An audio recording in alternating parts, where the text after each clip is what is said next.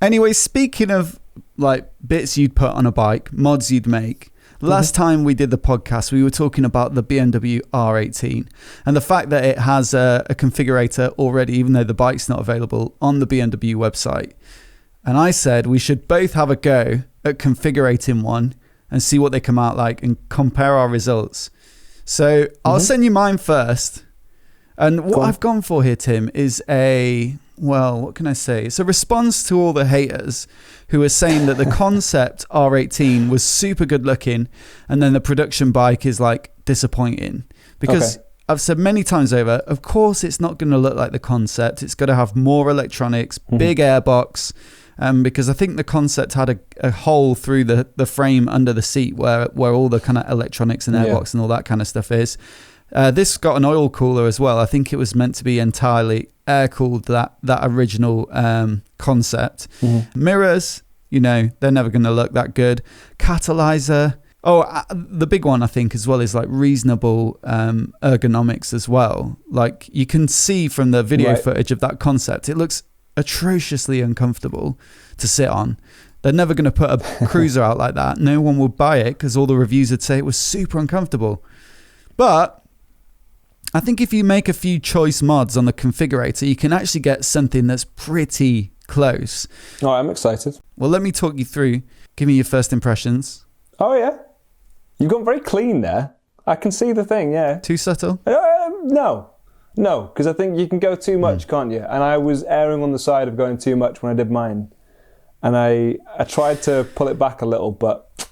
Okay, let me tell you what I've applied here, and then we'll have a look at yours. So I went on the first page is like electronics, and there's no prices yet for any of these parts, but I just added a load of them. You can't really see them on the on the picture that I've put up, but like you would stick all the heated grips, reverse, hill start control, adaptive headlight. I couldn't believe that a lockable fuel filler cap is an extra. Yeah, I know. That's ridiculous, isn't it? That's wild. Yeah, if you don't want people stealing your fuel, then you've got to pay for it. Yeah, that's crazy. But anyway, those were just the things that I put on. It doesn't really make a difference here. But in terms of the visual stuff, so the reason that I think a lot of people thought that the production version of this bike looked a bit less aggressive was the tail end. It had a big mudguard and a pillion seat. And it really, it bulked out that rear end. And then when they released all the pictures of like the different modifications you can make to it, and they did one that had a cleaner back end, but it had big, chunky, fat bobber style wheels on it, big, like small rims and big balloon tires. And then, it made it look a lot like the Triumph bobber. Whereas that concept just had normal spoked wheels with quite a large front and quite a stubby, fat rear tire on it. So that's what I've kind of tried to go with. And on the kind of like visual pieces, so I've put a lot of the Roland Sands designed two-tone covers and machined parts, So the headlight surround, I've blacked that out. Same for the Speedo, blacked that out. The mirrors as well. And then, there's a engine housing. Yeah. You can also get a airbox cover.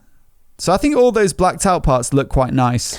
So the main thing is the bobber kit. The way that I think that you can get it to look most like that concept is, the bobber kit, which it puts a much more neat rear mudguard on it that looks more in keeping with the front mudguard. It's like quite flush.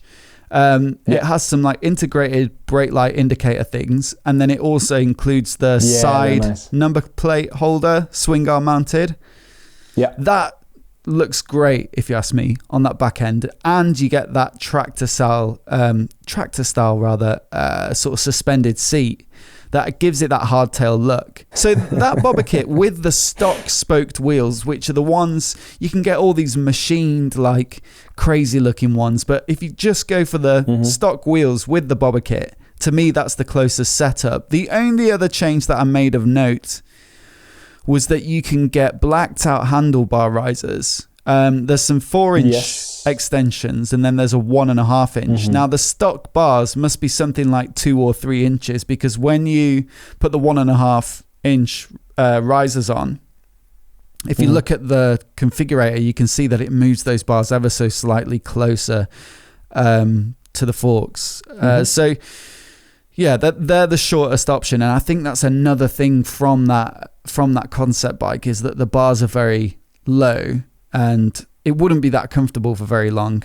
But yeah, that's one feature that makes it look a bit more like it. The last thing I would do on this bike then is get someone to custom make a fishtail exhaust that wasn't this big goofy one. That's why I haven't put the Vance and Hines Rob, on. You've left the full cod on there, haven't you? Yeah, I have, yeah. But the only option is the tapered Vance and Hines, which in some ways look good, but like, imagine if this fishtail one just cut off like the concept did, just in front of that rear wheel. I'm sure someone's going to make something like that, and I think there's no point in me putting £1,000 worth of Vance and Hines on here if I'm only really going to go for that look eventually. So that's what I would do. I'd go for this. Thinking logically. I like it. Yeah, exactly. I like it. I was playing to the parameters that we have available to us, although I think what I'd actually do is take your concept there and just get an angle grinder out and just chop them back myself. Nice. But why not? You know, they're already on there. They don't cost anything extra. You might as well just take your own tools to them. Are you experienced with an angle grinder? I've cut some stuff.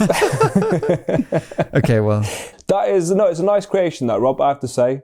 And it is... I think it looks cracking. Yeah, no, I think it's pretty true to the other one. I'm gonna take yours and I'm gonna make just a few adjustments with the one that I made. All right, send it over to me. I will do. So yeah, I didn't make too many adjustments because same as you, just wanted to be tasteful. I think we're both vibing off the old bobber style, which is sort of Triumph bobber style. We'll call it a throbber because it shakes as well as being bobber style. But I like the here we go. the tractor seat. I've also gone for the tractor seat. I do like the lights on the back, the indicators and the tail light. Yeah, very nice. I went for that big old Cuban cigar exhaust.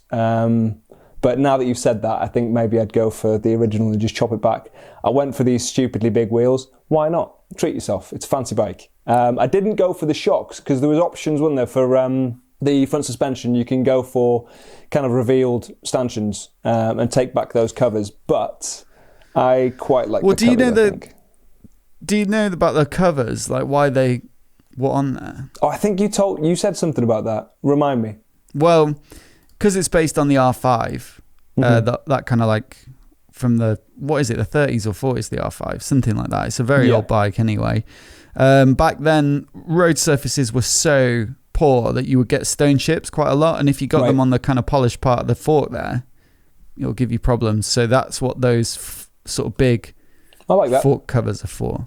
Yeah, so I kind of thought it was like a nice design feature. Leave them on there. I really like it as a design feature. Yeah, leave them on. But I didn't like the other options that were on there, and I was a little concerned it was going to make it a bit too sort of front heavy for the look of it. But if you look at it front on, it actually looks quite nice when you do the little rotation thing on their configurator. And I've gone for my machine parts were the rocker covers, the engine covers there, which I quite liked. The little BMW. Yeah, you know what? Actually, I kind of didn't really look at those when I was doing. Yours looks clean, but I do like the machine part on there. The rest of it, I've gone for the stock black like you did for the replacements, like the headlight cover and the clock cover and stuff like that. And then I've kept on the original mirrors because I thought that the chrome matched the chrome bars, which also matches in the mirror sort of thing the exhausts. And they have both of our creations, which are actually relatively similar. It's just that mine might be a little bit too showy. Yeah, yours is a bit more, it's got a bit more bling to it. A little bit. It's the wheels in it. I can see why you've done that. Mine looks a bit more old school, doesn't it? Yeah, yours is very tastefully done. Maybe I've not done enough though. It might not look special. You can go even further than what I did. Yeah, you can. You can really go full on. Let's just do that now. Hang on. I'm just surprised neither of us... Oh, I also went for a bit of luggage, a bit of practicality on mine. You'll see there's a little tank bag on the... sorry, not tank bag. The quarter panel just under your seat there, which looks like it would store a phone or maybe a set of keys, maybe your wallet, maybe a small sandwich sliced diagonally. I actually don't think it looks as garish as I was expecting. What, with all the extras? With all this stuff on. All right, what do you think? Boom. What? Yeah. Oh man, you've gone for the black exhaust as well. I love an exhaust that goes halfway and decides, no, actually, I'd rather be a different colour. Yeah, with the silver wheels, I thought just no consistency. That is lovely. Look at them seats. That's yeah. I mean, that's one way you could go with it. I don't even think those satchels, the satchel side bags, don't really. No, they're not sitting straight either. They've got them on there a bit wonky. The exhaust looks great. The screen. Loving the screen. Loving the wheel. Do you know, that doesn't look too dissimilar to the old Yamaha Virago that I got back in day. With, I'd love to see what was it, V-Twin Forever or something like that? Live Free V-Twin. Did you have leather tassels? Oh, mate, practically. He had all the eagles and stuff on it as well. Right, well, yeah, that's our take on that. I think we should post these in the Facebook group, because if you're just listening to the podcast, it's not very interesting. So we'll post them up in the group. I'd also love it if people in the group could either suggest other bikes we could do that with, or have a go themselves if they think they could make something a bit more tasteful or exciting. Which shouldn't be too difficult considering the bottom one. Not at all.